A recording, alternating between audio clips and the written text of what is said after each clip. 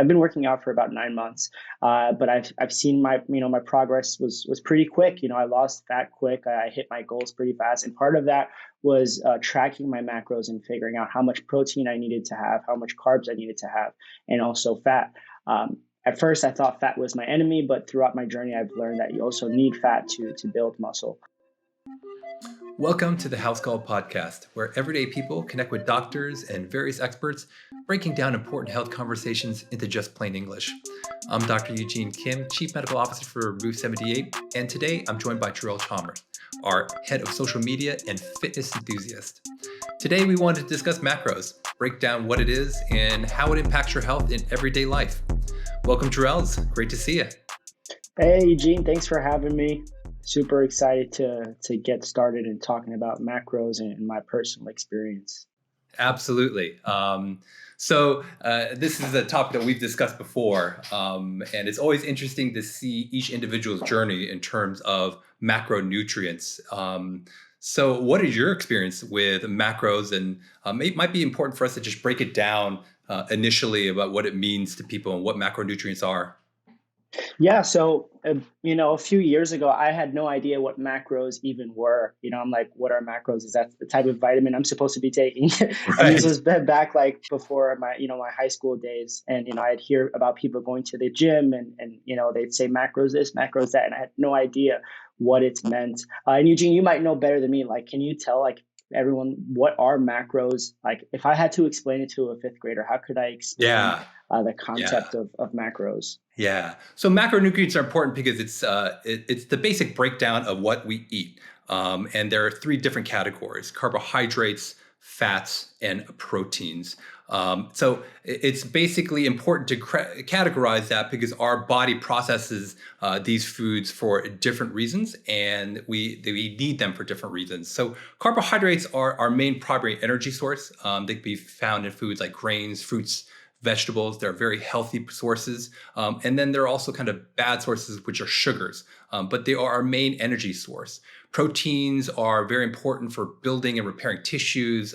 They're involved in every single reaction we have in the body. You can get them from nuts. You can get them from merely meats, poultry, fish, eggs, beans. And then the last category are fats. And fats are important for us in terms of providing energy. They're also an essential component for all of our natural reactions that we have in our body. And you can find these things in oils, natural oils, nuts, avocados, and dairy products. So I think part of my fitness journey and part of how I've seen progress in the past 9 months, because I've been working out for about 9 months, but I've seen my progress was pretty quick. I lost fat quick. I hit my goals pretty fast, and part of that was tracking my macros and figuring out how much protein I needed to have, how much carbs I needed to have, and also fat. At first, I thought fat was my enemy, but throughout my journey, I've learned that you also need fat to build muscle. And the app that I used to track everything, I used my Fitness Pal to pretty much Ah, track right. everything I was eating. I also used the food scale because I wanted to be precise. Yeah. I know I kind of took it, an extra mile by using a food scale. Sometimes I even bring it with me to public places, and people look at me weird, like, why does this kid have a food scale? A bit sketch. But I did it for about a few months where I was, tracking my food, weighing it, and putting everything onto my Fitness Pal. But I always thought fat was a bad thing until I was in the gym one day and I saw someone putting olive oil in their pre-workout or their protein, whatever was in their cup. And I thought, why is he putting olive oil in, working out before? But, olive oil is a really great source of fat. That being said, Eugene, can you break down like the importance of fat in a diet and the different types of fat people can expect when they're dieting? Well, first, I think it's fantastic that you are so educated and motivated, because that's the first step in anybody's journey toward better health. But fats are critically important. And there's a bad history, especially in people my age group, when the FDA was promoting this food pyramid where you would have sugars and then fat was considered the enemy. They felt that fat was the primary source of all cardiac disease, heart disease, and stroke. And they pushed that narrative for a long time. I think that we've come full circle within the medicine world. That fat is not your enemy. Indeed, what is your true enemy is sugars and simple carbohydrates that increase insulin and is very pro-inflammatory. Fats are necessary for us, and especially good fats. The evil fats that I think are what people try to focus on are the ones that are in hydrogenated oils, are the vegetable oils that we use to fry things that have been highly processed and refined. These are the evil fats that can increase your rate of atherosclerotic disease, heart attack, stroke, increase worsening metabolic disease, make your cholesterol profile look awful, decrease HDL, increasing LDL, increasing your triglycerides. So these are the fats that you need to be avoiding. So it goes back to the conversation of understanding macronutrients is important. Being able to look at food and see what is unhealthy for you and what is healthy for you, I think is important. And there's a lot of misinformation out there. So I read a stat recently that the average American consumes about 7% of the daily calories they get from trans fats, which have been linked to an increase in heart disease and other health problems. Just out of curiosity, what are trans fats and how much is too much? So trans fats are more of a modern invention. They're used to, what chemists did was they took natural vegetable oils and they made it, the trans just refers to the organic chemistry of trans versus cis. It's not very important. But trans fats can be very nasty because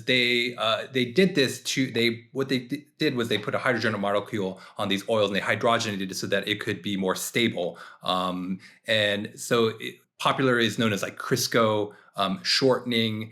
These things, shortening will shorten your life. These things can be very, very nasty for your health.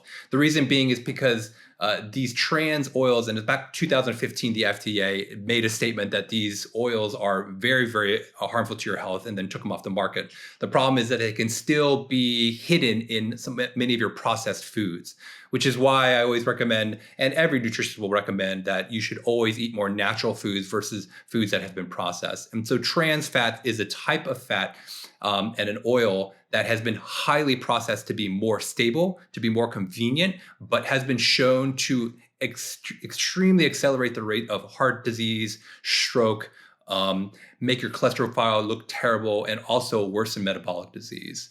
So these are to be absolutely avoided, trans fats.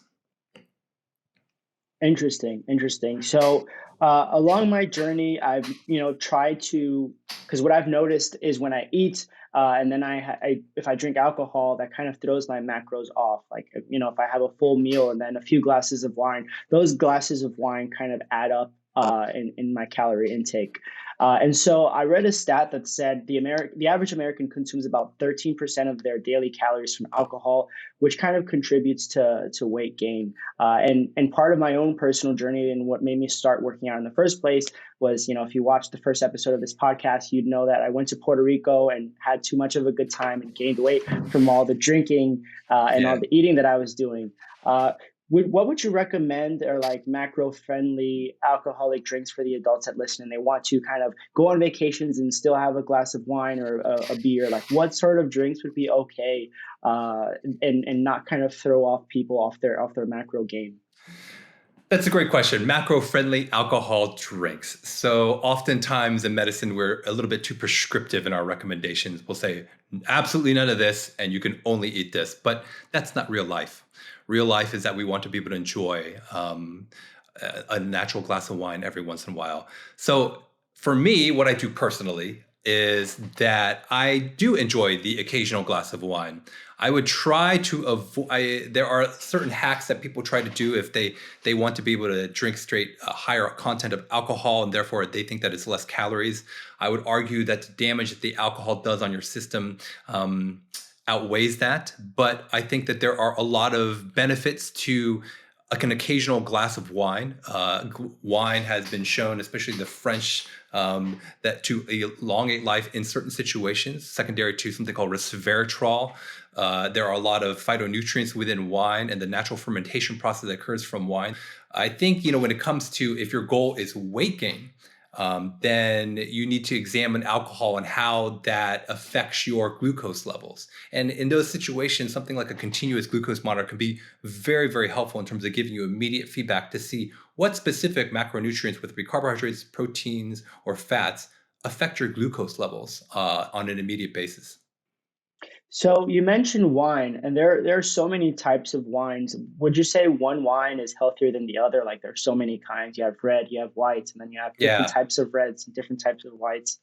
Is there a specific type that you would recommend that's kind of like on the healthier side? It has been shown that red grape wines tend to have a higher percentage of resveratrol. Um, that said, we're talking about the amounts of resveratrol that's needed to be able to get benefit in terms of longevity. It's very high.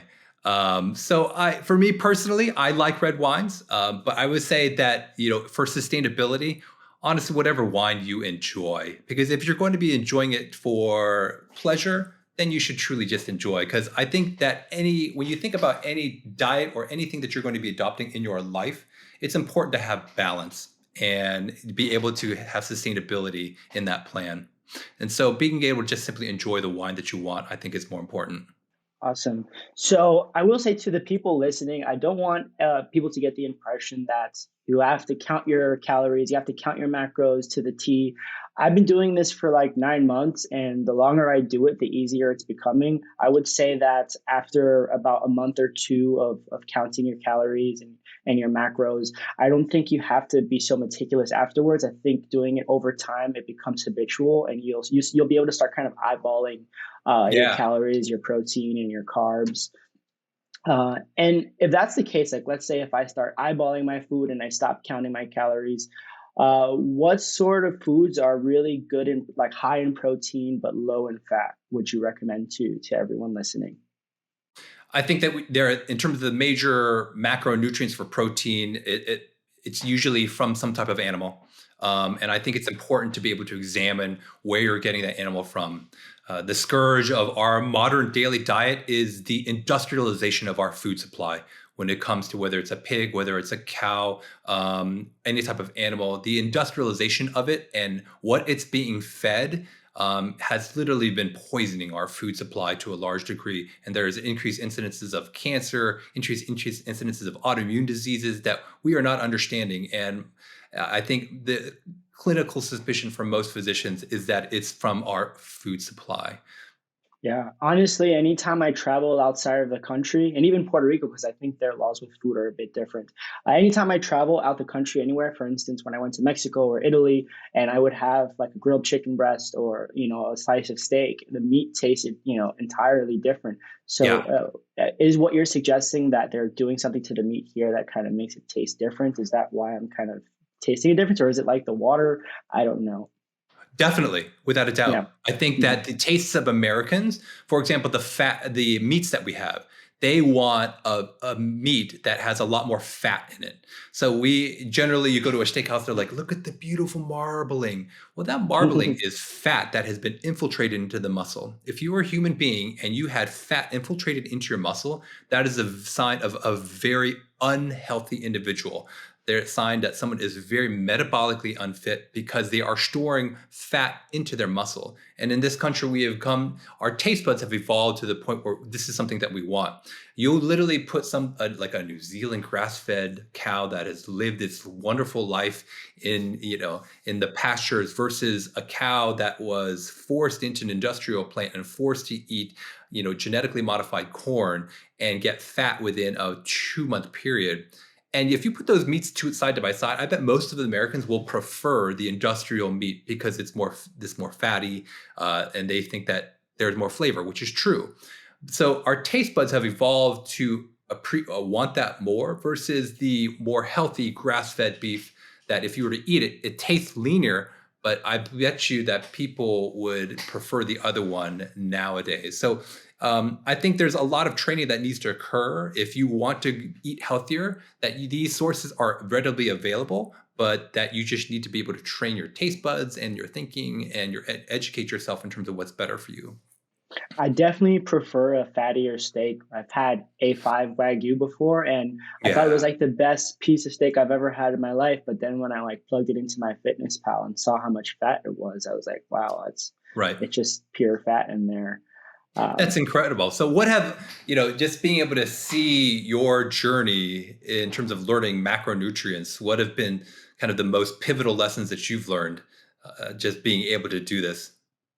Yeah, I mean, I think supermarkets and like food, markets are starting to. I think it's a millennial thing where millennials we want to know how many calories something has. We want to know how many carbs, protein, fat. Like it's becoming really big that people like macro friendly merchandising, and I'm seeing a lot more of that in places like Whole Foods where you go down the aisle and there's protein everything. There's protein bread, protein pancakes, protein coffee. Even I drink super coffee myself, which has protein in it. Fantastic. So I think it's becoming a lot easier than it was before. You know, protein coffee wasn't a thing in the 90s or the 80s. So I'd say it's becoming a lot easier for me to kind of be macro friendly because of like this whole industrialization. Yeah. So when it comes to calories versus macros, do you even look at your calories, or is it macros is something that you focus on more? Yeah, I do. I look at my calories, and at the start of my journey, I used my fitness pal to kind of figure out how many calories I should be having to hit my goal. Currently, I eat about 2,500 calories a day, give or take. And I track it all with an app. I have an Apple Watch that's connected to my fitness pal, so I know how many calories I'm burning. So I know how many calories I can afford consuming. So I kind of have a whole cycle going. Oh, that's amazing. Knowledge is power. So when Yeah. I grew up and your age, the only conversation that was occurring was calories. And I was one of those evil physicians that would actually say this to my patients. It's all about calories in, calories out. You just need to be in a negative calorie balance. I literally would just make that statement. But Mhm. it's amazing to see millennial population and everyone behind me being able to educate themselves and have a greater understanding of macronutrients, meaning that the proportion of carbohydrates, the proportion of fats, and the proportion of proteins make a significant difference. It's not just about calories in, calories out. It's about the types of foods that you're eating and how that affects your overall health. Most definitely. And I always hear people emphasize the type, like you need to be having complex carbs. But, I Yeah. know what complex carbs kind of are, but I'd love to hear from your perspective, and also for the public, what are complex carbs and Yeah. what's the opposite of a complex carb? That's Uh, great. So carbohydrates, I like to classify in two different categories. It's very simply just simple carbohydrates and complex carbohydrates. Simple carbohydrates simply refers to that the carbohydrate is a sugar, which is a readily form of energy. And in today's day and age, the more poisonous one is high fructose corn syrup, which is universal in our food supply at this point. Complex carbohydrates are the sugars that are bound into things like fiber. So we think about fruits, and these are much more healthier than for you because they are bound to the fiber, so that when you eat them and they're going through your digestive system, there isn't such a high spike in your glucose and a high spike in your insulin levels, which can be very pro-inflammatory and contribute to other diseases later on. So, in terms of carbohydrates, there's the simple ones which are refined sugars which have been industrialized. Complex carbohydrates tends to be the ones that have been grown in nature. Got it. So I have a few kind of like popular themes in the fitness industry that I see on TikTok and where people are consuming carbs, different types of carbs like white rice versus brown rice or potatoes versus sweet potatoes. Is there a difference between the two? So like, is it healthier to eat brown rice over white rice, for Yeah. instance? So that depends on the individual. So we're talking about how your body responds to each one in regards to the glucose levels. One will have a higher glycemic, what I call a glycemic index, meaning that how your body responds in terms of the blood sugar spikes. This is when something like a continuous glucose monitor actually can be very, very helpful. So if you're, what I do like about sweet potatoes in general is that it's God's food. There are phytonutrients in there. There are other nutrients in there and fiber that is associated with that, that's going along with that sugar, that is healthy for your body. When it comes to simple white rice versus brown rice, the white rice is a refined rice. versus the brown rice tends to be less refined. So back to the theme that anything that is given from God and then you directly put in your mouth versus something that man takes from God and refines it and processes it and then you put it in your mouth tends to be less healthy for you. That makes sense. Uh, Refined rice being, kind of less healthier, I suppose, if that's, according to your goals. That said, I'm Asian. I love me white rice. There is some really amazing good white rice out there. So, and it goes back to the idea that whatever diet that you have or whatever journey you're taking in regards to your health, it needs to be sustainable. And you need to, I'm not a believer in having hard and fast rules for anything because you're generally just going to go through that yo-yo effect of crashing in terms of a diet, crashing hard in terms of the other way. So to me, it's about sustainability and macros are great because it's important to be able to understand what each of these macronutrients are doing to your body. And understanding that is important for your overall health so that you can make healthier decisions.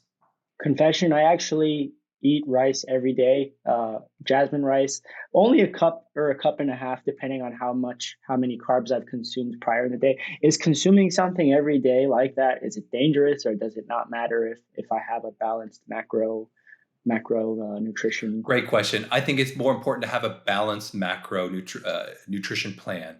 If you eat, and if eating something every day is part of that, then that's fine. Yeah. Literally, I remember somebody was trying to introduce the Paleolithic diet to me, and they're like, "No, no rice." I was like, my answer was, I'm Asian. Rice is like water to me. Like I'm gonna be eating rice every day. It's just part, culturally for me as a Korean, rice is included in every single meal. And so I don't think again, back to the idea that having a strict prescriptive diet, I think is not healthy because eventually you're going to resent it. And it's better just to have a more inclusive diet that you understand the macronutrients and how those affect your health overall and making gradual kind of interventions in your life that will help your overall health. Interesting. So I have a lot of friends and also family members that are diabetic. Do they have to look at macros differently than I do, considering, they react to sugar That's differently? That's such a great question because you're right. If you do have a disease such as diabetes, hypertension, or something called congestive heart failure, also, you do need to look at the macronutrients slightly differently. Um, for example, if you're diabetic, then sugar tends to be something that you need to try and limit. If you're going to go out and have a sugar cookie, for example, that will affect the diabetic much more differently than I do. And so you need to be more aware of that. People with hypertension need to be a little bit more aware of sodium, even though that's not a macronutrient. There are foods that you eat that definitely have a higher sodium content. So, in general, also processed food always has something that's a higher sodium content because it needs to be on a shelf. So I like to say when it comes to food, generally try to stick to the outside of the grocery store where things are refrigerated and things are more natural versus the inside where everything is on a shelf for a long period of time. The sooner that you can eat something after, whether it's an animal as soon it was slayed versus or a vegetable as soon it was picked, the better. The sooner that you can have that, the better it is for your body and the more nutritious it is. Okay, got it. I'll be sure to let my friends and family know your answer. So we just got finished with the holidays, Christmas and now New Year's.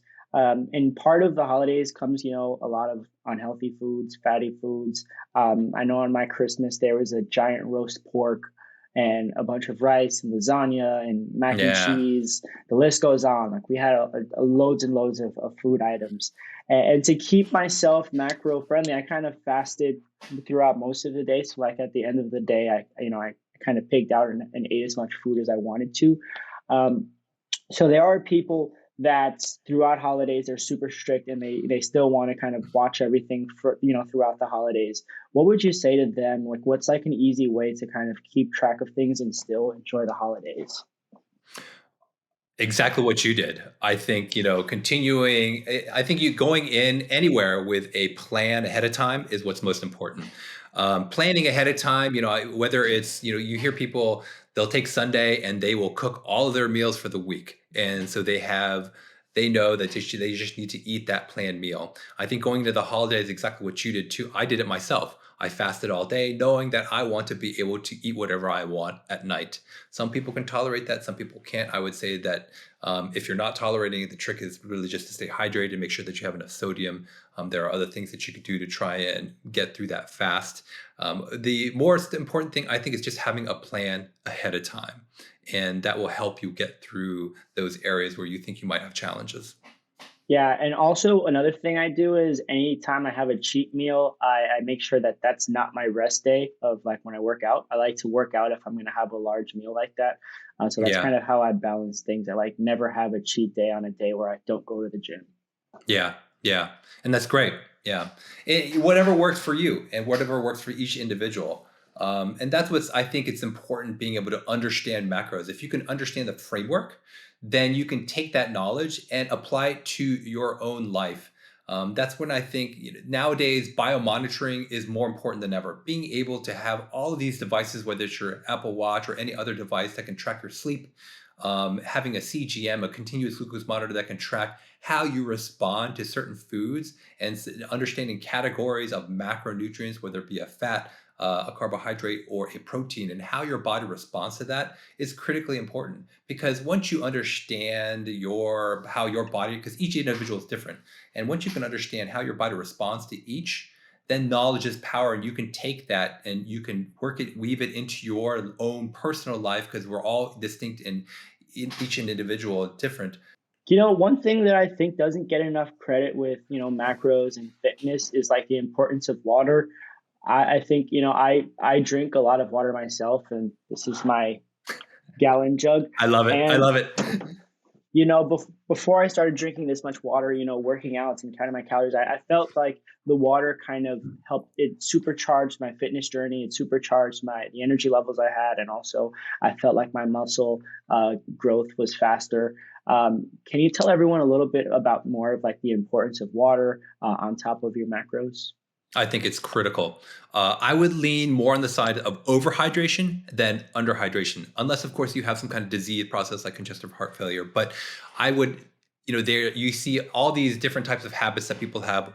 When you wake up in the morning, have a glass of water. Having a glass of water at the bedside can also help. So I think it's important to always be erring on the side of overhydration than dehydration. Now, your body tends to be able to be very sensitive to that. But I think in terms of your overall health plan, especially if you're going to try things like ketogenic diets, if you're going to try intermittent fasting or delayed time feeding, then being hydrated is extremely important in those situations.